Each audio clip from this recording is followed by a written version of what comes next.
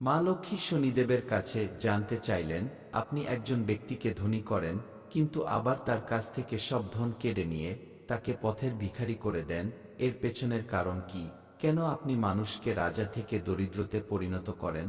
তখন শনিদেব বললেন, হে দেবী, এতে আমার কোনো দোষ নেই, এগুলো ব্যক্তির কর্ম, যা তাকে ভোগ করতে হয়। সৃষ্টিকর্তা আমাকে কর্ম অনুযায়ী শাস্তি দেওয়ার দায়িত্ব দিয়েছেন। জাতক যখন ইচ্ছাকৃতভাবে অন্যায় কাজ করে এবং অন্যদের নির্যাতন করে, অথবা যারা অন্যায় করে তাদের আশ্রয় দেয়, এমন পরিস্থিতিতে আমি তাদের কঠোর শাস্তি দিই, যাতে সে তার কৃতকর্মের জন্য অনুতপ্ত হতে পারে। কিন্তু অনেক সময় মানুষ এতে শুধরানোর পরিবর্তে সে বারবার ভুল কাজের পুনরাবৃত্তি করতে থাকে। তখন আমি তাদের দরিদ্র করে দিই এবং কঠিন রোগে আক্রান্ত করি। শনিদেবের কথা শুনে তৎক্ষণাৎ বিশ্বাস হল না মা লক্ষ্মীর। কিছুক্ষণ পর তিনি শনিদেবকে প্রমাণ করতে বললেন যে তিনি কেবলমাত্র মানুষের খারাপ কাজের ভিত্তিতে শাস্তি দেন। তখন দেবী লক্ষ্মী একজন দরিদ্র মানুষকে ধনবান এবং পুত্রবানের আশীর্বাদ করেন।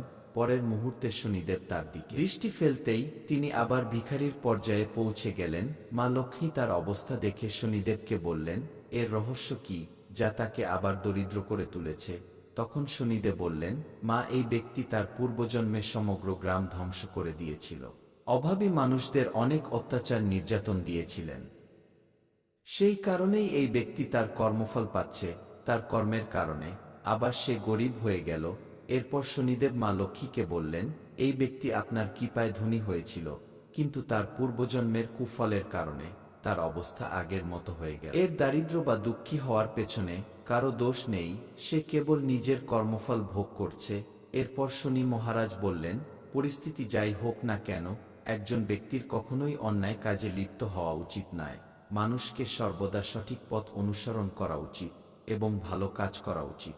এতে শুধু ব্যক্তির এককালের নয়, পরকালের উন্নতি হয়। প্রিয় বন্ধুরা, এভাবেই শনিদেব মা লক্ষ্মীকে বললেন কেন একজন মানুষকে রাজা থেকে দরিদ্রে পরিণত হতে হয়।